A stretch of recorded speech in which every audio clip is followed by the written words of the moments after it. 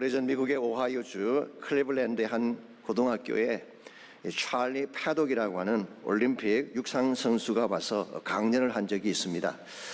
이 사람은 1920년도에 벨지움 올림픽에서 금메달을 2개나 딴 미국 육상의 영웅이라고 할 수가 있는 사람입니다.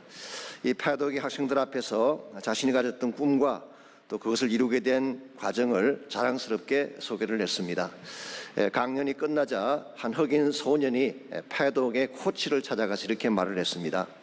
나도 패독처럼 올림픽 선수가 되고 싶습니다. 어떻게 하면 되는지 가르쳐 주십시오. 근데 사실은 그 소년은 육상을 연습할 여건이 못 되었습니다. 집은 가난했고 학과 후에는 그로스리에서 일을 해야 되며 또 가정을 돕는 위치에 있었기 때문에 그렇습니다. 더구나 그런 몸이 매우 허약했습니다. 기관지염을 앓고 있었고 폐렴을 앓고 있었기 때문에 운동선수로서는 적합한 체질이 결코 아니었습니다. 한마디로 요약하면 올림픽에 나가기에는 장애물이 많은 선수였다고 할 수가 있습니다.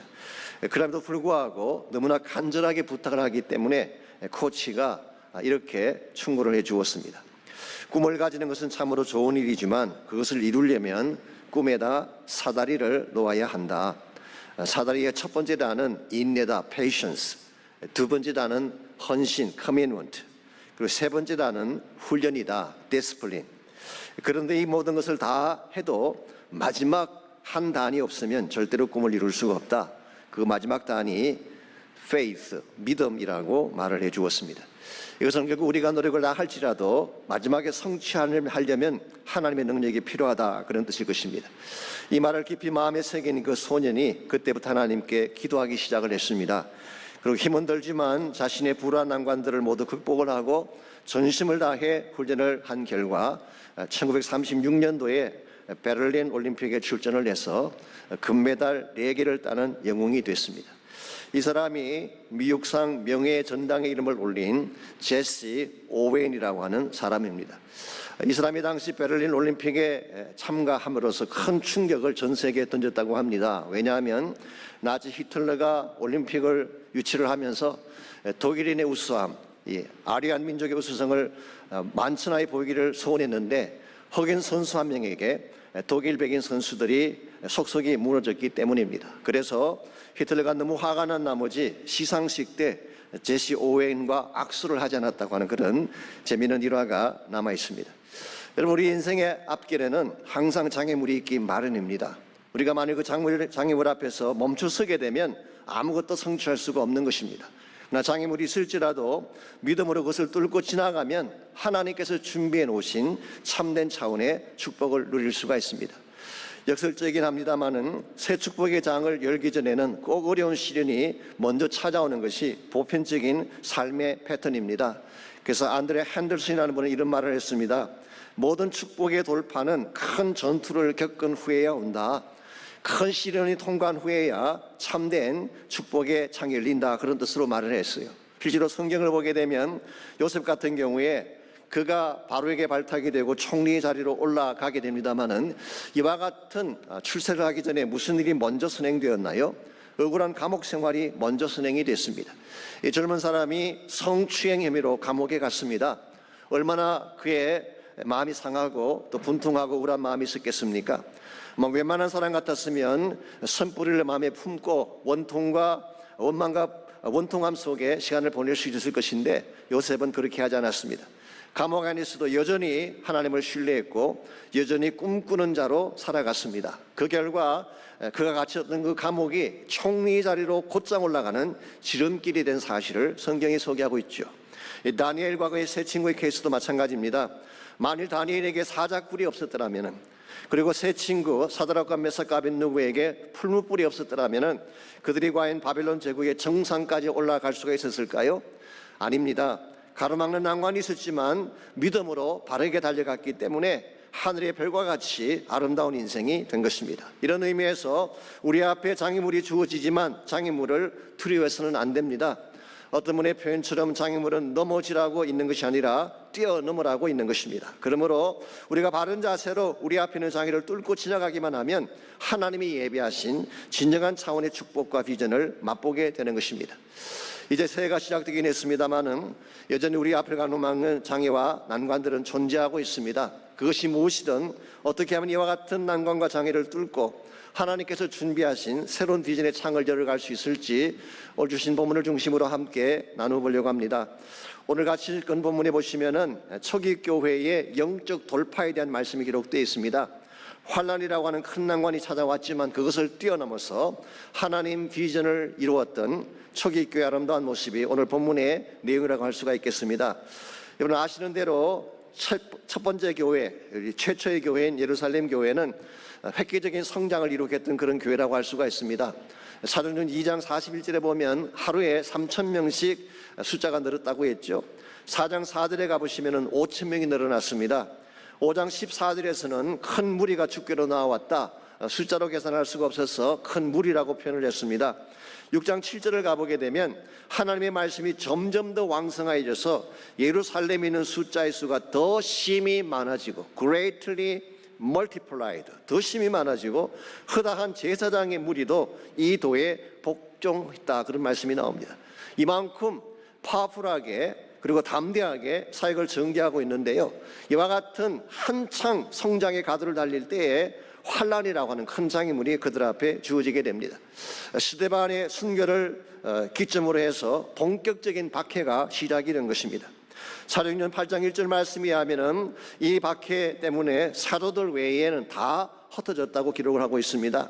심지어 사울 같은 사람은 교회를 잔멸시키기 위해 집집을 찾아다니며 성도들을 끌어내어서 감옥에 넣었다고 기록을 하고 있습니다. 성장하던 교회에 갑자기 제동이 걸린 것입니다. 아마도 예배가 중단됐을 가능성이 많습니다. 하던 모든 사역들이 샷다운 되어지고 더 이상은 아무것도 할 수 없는 그와 같은 상황에 처했을 가능성이 있습니다. 이건 사실 교회가 망하는 시나리오입니다. 이렇게 계속된다면 교회가 존재할 수가 없죠. 근데 사도행전을 읽어보게 되면 여기서 교회가 끝이 났나요? 여기서 그들은 망하고 말았습니까? 결코 그렇지 않습니다. 우리 방금 읽었던 본문인 19절과 20절을 보시면은 이와 같이 환난이 주어졌지만 환난의 결과 이런 일이 벌어졌다고 오늘 19절과 20절은 소개하고 있습니다. 먼저 19절을 읽습니다. 그때 스데반의 일로 일어난 환난으로 말미암아 흩어진 자들이 베니게와 구브로와 안디옥까지 이르러 유대인에게만 말씀을 전했다고 했습니다. 환난으로 흩어진 그 사람들이 그냥 흩어진 것이 아니라 흩어져 가는 곳곳마다 복음을 전한 것입니다. 처음에는 유대인에게만 복음을 전했어요. 아시는 대로 예루살렘 교회는 유대인 교회였죠. 처음부터 유대인 공동체를 만들었고 유대인 생활 방식으로 모든 것을 이끌어왔기 때문에 복음을 전해도 유대인들에게만 복음을 전한 것입니다. 그랬는데 20절을 보시기 바랍니다. 그 중에 구브로와 구레네 몇 사람이 안디옥에 이르러 헬라인에게도 말하여 주 예수를 전파했다고 했습니다. 그들 중에 일부가 안디옥에 도착했을 때에 헬라 사람들에게도 예수님을 전파했다. 이 말은 이방인에게도 복음을 전했다, 그런 뜻입니다. 사실 이것은 기독교 역사상 굉장히 획기적인 사건입니다. 선교 역사의 방향의 물꼬를 터는 굉장히 중요한 사건이라고 할 수가 있죠. 그랬는데 이 사건이 어디에서 일어난 것입니까? 안디옥에 왔을 때에 이것이 벌어졌다고 소개합니다. 여기에 소개된 안디옥은 우리가 흔히 말하는 시리아 안디옥을 말합니다. 안디옥이라는 이름 자체가 원래 셀루크스 1세가 시리아를 다스릴 때 자기 아버지 이름을 따서 만든 것입니다. 엔티오크스라고 하는 아버지 이름을 따서 만든 도시가 안티악, 안디옥이라는 이름이 된 것입니다. 신약시대에 안디옥이라는 이름을 가진 도시가 16개나 되었다고 합니다. 그러니까 사실 안디옥은 많이 있었어요. 근데 그 중에 가장 큰 도시, 대표적인 도시가 시리아에 있는 안디옥, 오늘 본문에 나오는 안디옥입니다. 그 당시 인구가 약 50만 명이 되었다고 하니까 큰 도시죠. 로마 제국 전체에서 세 번째로 큰 도시라고 알려져 있습니다. 안디옥은 국제도시였고 세계로 뻗어나가기에 가장 적합한 그런 지역이라고 할 수가 있습니다. 참고로 말씀을 한 가지 더 드리자면 사도행전서를 기록한 저자인 누가의 고향이 바로 안디옥이었습니다. 이와 같이 흩어져 내려온 사람들이 안디옥에 왔을 때에 이방인과 함께 교회를 세운 것입니다. 그 결과 안디옥 교회는 최초의 이방인 교회가 되고 최초의 선교사를 파송하는 교회가 되고 그리고 1세기 세계 선교를 주대하는 위대한 교회가 된 것입니다. 이 안디옥 교회가 탄생하게 된 그 이민에는 무엇이 있었다는 것입니까? 환난이라고 하는 장애물이 있었던 것 같습니다. 이 환난이 왔을 때에 환난 앞에 주저한 것이 아니라 환난을 뚫고 흩어진 사람들이 계속 복음을 전가하고 전거했을 때에 결과적으로 안디옥 교회라고 하는 위대한 한 교회가 탄생하게 된 것입니다. 저는 이와 같은 것을 브레이크스루라고, 영적인 돌파라고 부르고 싶습니다. 장애가 있지만 장애 막히는 것이 아니라 그걸 뚫고 지나가는 것입니다. 장애를 뚫고 지나갔더니 안디옥 교회라고 하는 새 축복이 기다리고 있을 거예요. 지금까지 로컬 차원에서 사역하던 초대교회가 드디어 글로벌 차원으로 뻗어나가는 계기가 된 사실을 오늘 본문이 소개하고 있습니다. 이걸 보게 되면 믿음으로 난관을 돌파하는 것은 굉장히 중요한 것이고, 우리가 믿음으로 난관을 브레이크스루 할 때에, 돌파할 때에 하나님이 준비하신 참된 차원의 축복을 소유할 수 있게 됩니다.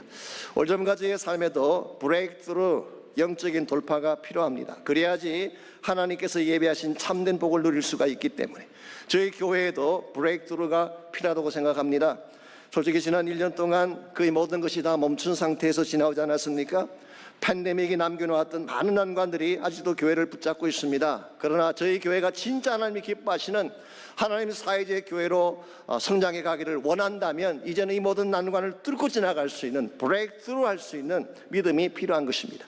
그래서 2021년 새 표를 뚫고 날아오르자, 영어로는 브레이크스루 그렇게 정했습니다. 여러분 개인의 삶에도 브레이크스루 해야 될 많은 과제들이 존재할 것입니다. 어떤 분은 경제적인 난관 때문에 어려움을 겪고 있지 않습니까? 어떤 분은 관계성의 막힘 때문에, 어떤 분은 심적인 고통 때문에 답답해하기도 하고, 심지어 어떤 분은 영적인 막힘 때문에 어려움을 겪는 분도 계실 것입니다. 그럴지라도 포기하지 말고 믿음으로 뚫고 나갈 때에 하나님이 준비해 놓으신 참된 차원의 축복을 누리게 되는 것입니다. 지금 우리 눈앞에 보이는 현실이 중요한 것이 아니라 그 너머에 있는 하나님 비전을 보아야지 하나님의 사람답게, 하나님 기뻐하는 교회답게 바르게 성장할 수가 있는 것입니다. 오래전에 휴스턴의 나사에서 비행훈련을 받던 조종사 한 분이 이런 간증을 소개하신 적이 있습니다. 한 번은 이분이 비행기를 타고 나갔는데요, 갑자기 스톰이 몰려온 것입니다. 이 비를 동반한 먹구름이 앞을 가로막는데 캄캄한 어둠 속에서 비가 몰아칩니다. 그때 이 조종사 마음속에 두려운 생각이 들어왔습니다. 어떻게 그걸 뚫고 지나갈 것인가, 이 비바람 속에서 어떻게 그것을 핸들할 것인가 두려워하고 있을 때에 그의 마음속에 들려오는 음성이 Rise up, 날아오르라 라고 하는 음성이 들려왔어요. 그래서 이 조종사가 위를 향해 올라가기 시작했습니다. 6,000피트를 올라갔는데 여전히 비바람이 앞을 가로막았습니다. 7,000피트를 올라가도 여전히 스톰이 있었습니다. 8,000피트를 올라가도 어둠은 사라지지 않았어요. 그랬는데 1만 피트 상공을 오르는 순간 갑자기 자신 앞에 찬란한 광경이 전개된 것입니다. 이 밝은 햇살과 함께 푸른 하늘이 눈앞에 전개된 것을 본 것입니다. 이것을 바라본 후에 그 조종사가 남긴 말이 이것입니다. 앞을 가로막는 먹구름이 아무리 두텁고 진해도 그 먹구름 위에는 하나님이 준비해 놓으신 찬란한 햇살이 빛나고 있다. 참 귀한 말씀이 아닐 수가 없습니다. 우리 인생 여정에도 갑자기 찾아오는 먹구름을 만날 때가 있죠. 그때 우리가 당황해 한다든가 두려워할 것이 아니라 하늘을 향해 비상에 가야 되는 것입니다. 그때 하나님께서 비전의 창을 여시고 우리 삶을 새롭게 인도하여 주는 것입니다. 그러므로 우리가 어떻게 하면은 우리 앞을 가로막는 난관을 바르게 뚫고 지나가서 하나님 사회적 비전을 소유할 수 있을지 오늘 본문을 통해서 난관을 뚫고 지나가는 한 세 가지 비결에 대해서 함께 정리해 보려고 합니다. 첫 번째로 난관을 뚫고 참된 비전을 향해 날아오르려면 우리 생각의 틀을 깨뜨려야 되는 것입니다. 생각의 프레임이죠. 사실 누구에게나 자기 나름대로의 생각의 그 틀이 있습니다. 서울대학교 심리학 교수인 최인철 교수는 이것을 프레임이라고 불렀어요. 사람마다 보는 관점이 다르고 생각하는 관점이 다르죠. 근데 만약 우리가 자기 생각의 틀에 갇혀서 다른 사람을 인정하지 않게 되면 이건 대단히 위험한 것입니다. 나만 옳고 상대는 틀리게 되는 것입니다. 나의 것만 보기 때문에 상대를 수용할 수가 없게 돼요. 이와 같은 삶을 살게 되면 왜 골수로 흐르길 가능성이 많고 자기만 옳다고 생각하기 때문에 배타주의적 자세로 살아갈 가능성이 많습니다. 특별히 자기 중심의 생각이 깨뜨리지 아니하면 하나님의 비전을 절대로 볼 수가 없는 것입니다. 사실 제가 지금 소개해드리는 예루살렘 교회가 처음에는 그랬습니다. 그들은 철저하게 유대 중심적 사고의 틀을 가지고 있었기 때문에 이방인들을 억셉트하지 않았어요. 이방인들을 배척하고 이방 선교의 문을 열지 않았던 것입니다. 그랬는데 오늘 본문 22절을 보시기 바랍니다. 예루살렘 교회가 이 사람들의 소문을 듣고 바나바를 안디옥까지 보냈다고 했습니다. 이것은 쉽게 표현하면 예루살렘 교회가 오피셜리 이방 땅에 세워진 안디옥 교회를 인준했다, 그런 뜻입니다. 이건 굉장한 사건이죠. 어떻게 해서 그 스타번했던 아주 고집불통했던 유대 중심의 교회가 이렇게 변하는 것이 가능했을까요? 그 이유가 사도행전 10장에 나와 있습니다. 사도행전 10장에 보시게 되면 한 번은 베드로가 욥바라는 지역에서 기도를 하게 됐습니다. 기도하는 중에 환상을 하나 보게 되죠. 근데 그 기도한 시간이 제6시라고 밝히고 있습니다. 우리 시간으로 말하면 낮 12시죠. 즉 점심시간입니다. 참 희한한 것은 하나님이 하필 점심시간에 금식하며 기도하는 베드로에게 음식을 보여주셨어요. 도자기에 담겨져 있는 음식.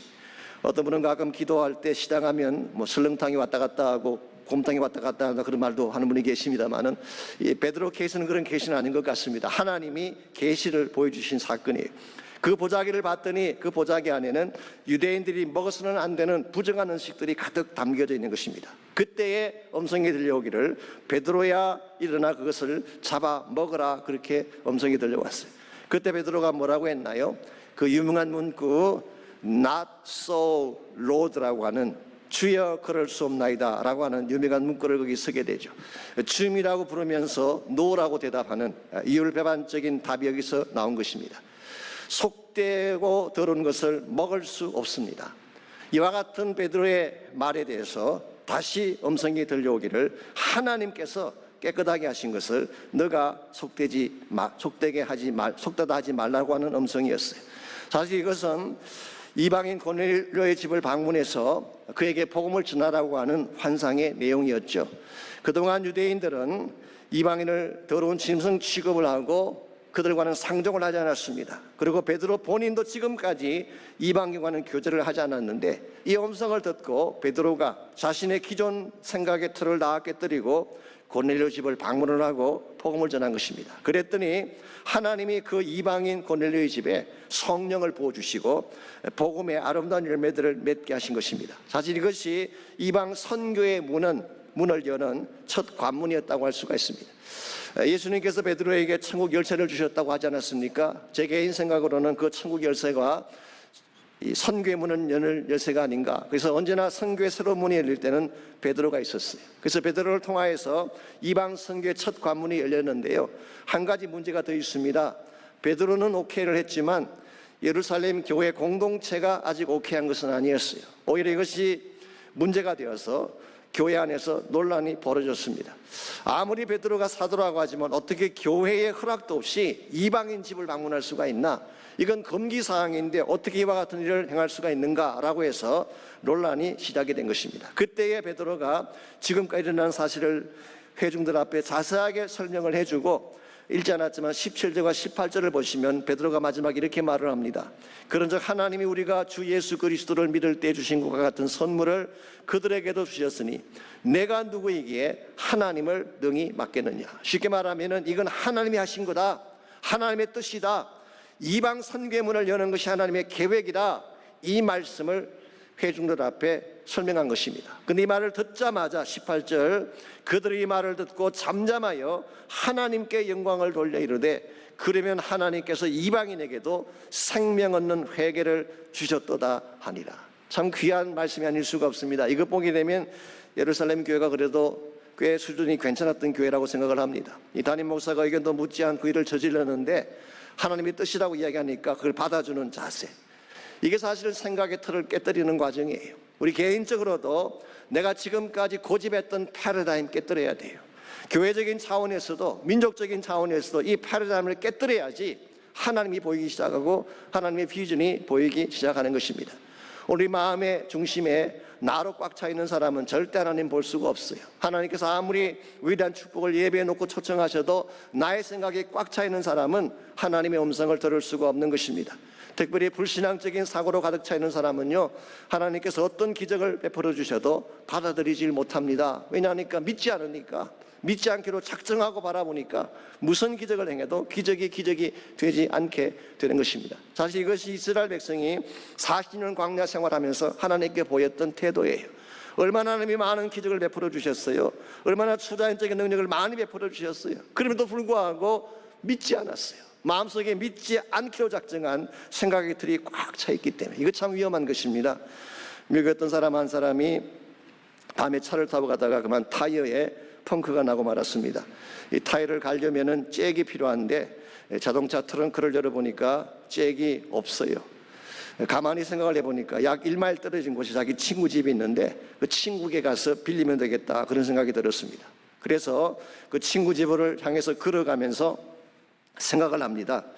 사실 그 친구 성질이 고약한데 과연 빌려줄까? 그러면서도 가기는 가요. 지난번에도 한번 갔다가 거절당한 적이 있는데 과연 빌려줄까? 그러면서도 가긴 갑니다. 더구나 이런 야밤에 가서 빌려달라고 하는데 과연 나를 그냥 둘까? 가긴 갑니다. 가면서 계속 안 될 것, 거절당할 것, 버림받을 것, 쫓겨날 것 이런 부정적인 생각으로 꽉 찬 가운데 그 집에 도착을 했어요. 그리고 문을 두드리니까 친구가 나오는데 친구를 보자마자 대뜸한다는 말이 야, 안 빌려줄 거면 그만둬 그렇게 말을 했다는, 이 상대방에게 물어보지도 않고 빌려줄지 안 줄지 확인도 안 해보고 그만두라고 해버린 것입니다. 왜 그랬을까요?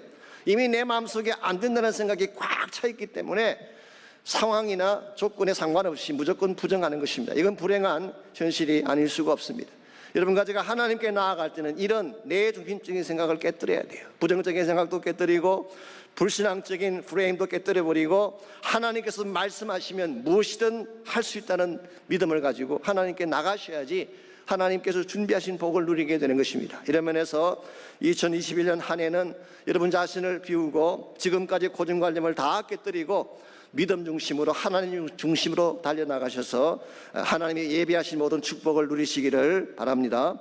두 번째로 난관을 뚫고 참 비전을 향해 날아가려면은 비전에 합당한 헌신을 해야 되는 것입니다. 비전에 합당한 헌신. 우리 비전이라고 하는 것은 꿈인데요, 꿈이라고 하는 것은 말만으로 되지 않습니다. 그게 합당한 헌신을 할 때에 꿈이 성취되는 것이죠. 23절에서 26절까지를 보시면 이 안디옥 교회가 선교 비전을 이루는데 결정적인 역할을 했던 두 인물이 소개가 되어 있습니다.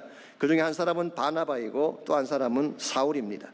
먼저 23절과 24절을 보시면 바나바에 대한 말씀이 나오는데요, 그가 이르러 하나님의 은혜를 보고 기뻐하여 모든 사람에게 굳건한 마음으로 주와 함께 머물러 있으라 권하니 그랬어요. 이게 권한다는 말은 encourage 한다 혹은 admonish 한다, comfort 한다 그런 뜻을 가지고 있는 단어입니다. 이 권한다는 것은 이 바나바의 전공이에요. 사실 바나바라는 이름 자체가 본명이 아닌 거 아시죠? 원래 그의 본명은 사도행전 4장에 보시면은 요셉입니다. 그런데 평소에 워낙 다른 사람들을 인커리지하고 도와주고 항상 사람들을 세우는 일을 계속해 왔기 때문에 사람들이 이 바나바를 보고 너는 인커리저야, 바나바야 그렇게 이름을 바꿔준 것입니다.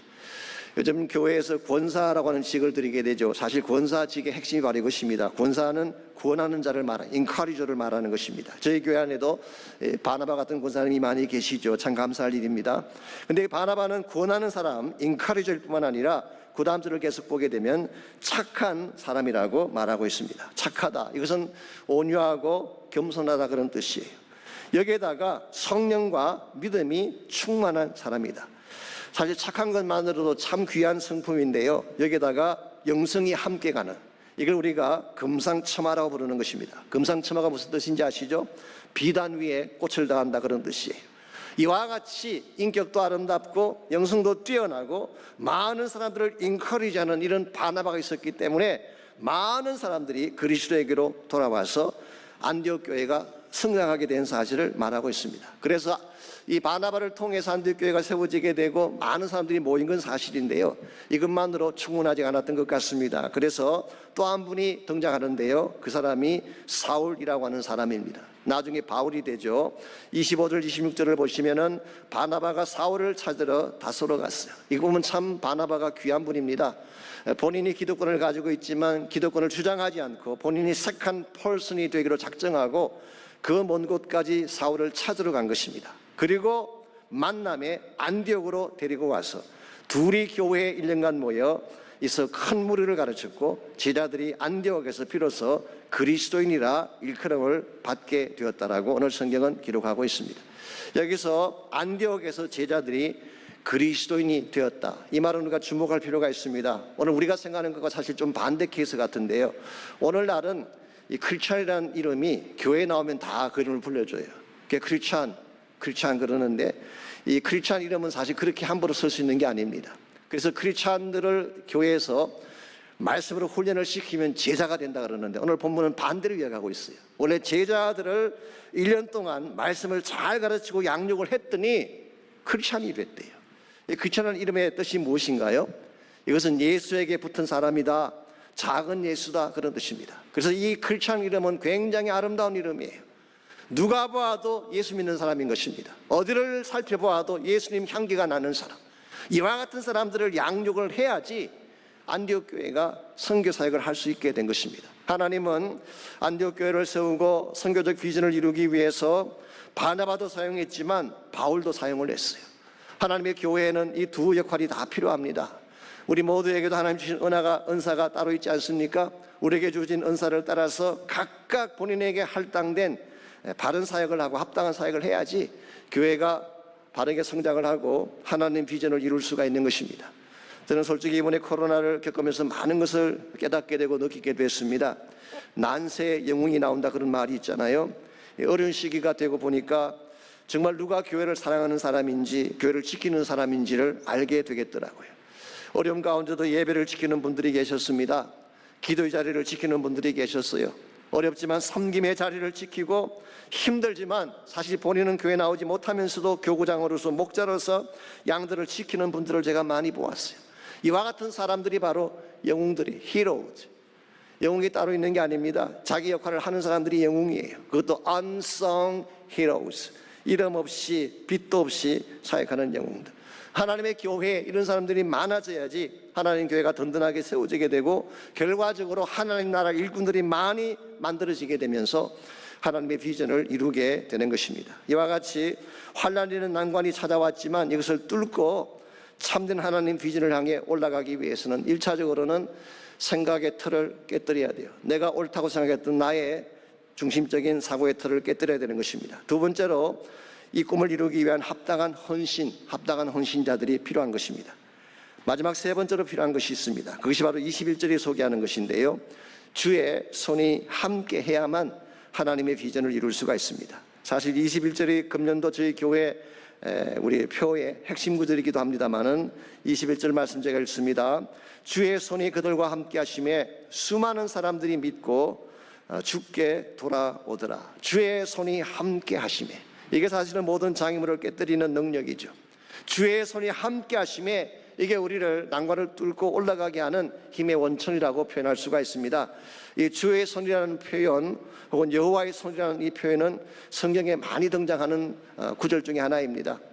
다양한 의미로 사용이 됐습니다만 제가 간단하게 몇 가지 예만 소개해 드리자면요, 이 주의 손이라고 하는 것은 첫째로 능력의 손을 말하는 것입니다. It is mighty hand.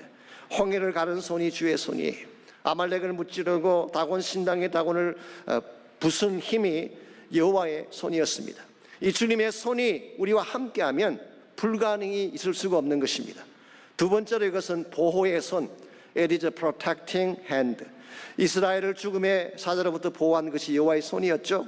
악한 대적으로부터 보호한 것도 여호와의 손이었습니다. 사무엘상 7장 13절에 보면은 여호와의 손이 사무엘이 사는 동안에 블레셋 사람을 막으심에 그들이 다시는 이스라엘 지경으로 들어오지 못했다고 기록하고 있어요. 주님의 손은 우리를 적으로부터 보호하는 손. 산헤립의 18만 5천 대군이 하룻밤에 진멸된 것도 여호와의 손이었어요. 이 여호와의 손이 금년 한 해 동안 여러분과 함께 하시면 어떤 대적도 여러분을 이길 수 없음을 믿습니다. 세 번째가 붙드심의 손입니다. It's a holding hand. 시편 37편 23절 24절을 보시면은 이게 다윗의 체험적 고백이긴 합니다만은, 여호와께서 사람의 걸음을 정하시고 그의 길을 기뻐하시나니 그는 넘어지나 아주 엎드러지지 아니함은 여호와께서 그의 손으로 붙드심이로다 그랬어요. 이 주님의 손이 함께 가면 비록 우리가 연약할지라도 주저앉지 않게 되는 것입니다. 그 손이 나를 붙드시고 일으켜 주실 것이기 때문에. 네 번째가 축복의 손입니다. It's a blessing hand. 역대상 4장 10절에 보면 그 유명한 야베스의 기도가 기록되어 있습니다.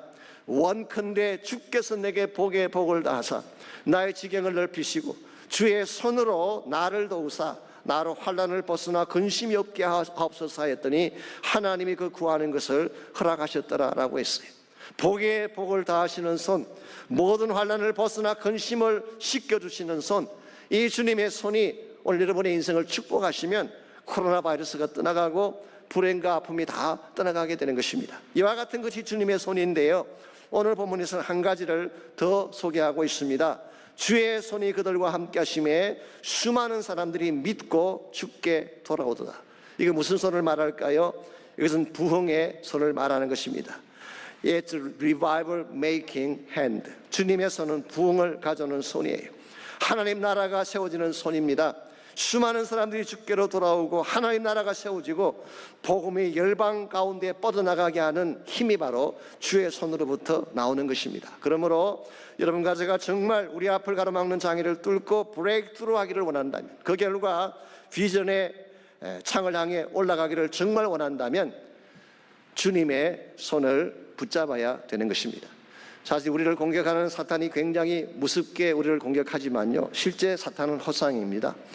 문제가 굉장히 많고 우리를 공포 속에 넣는 수많은 사건들이 있지만 사실은 그것이 다 허상들이에요.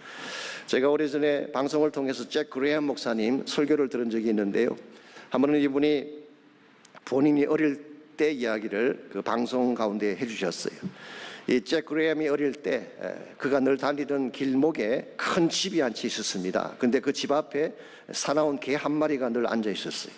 그래서 잭이 다가가면 항상 어르렁거리면서 달려들기 때문에 그 집 앞을 지나가는 것 자체가 두려움이요 공포였습니다. 이 사실을 자기 아버지에게 말씀을 했더니 아버지가 이렇게 충고를 해주셨어요.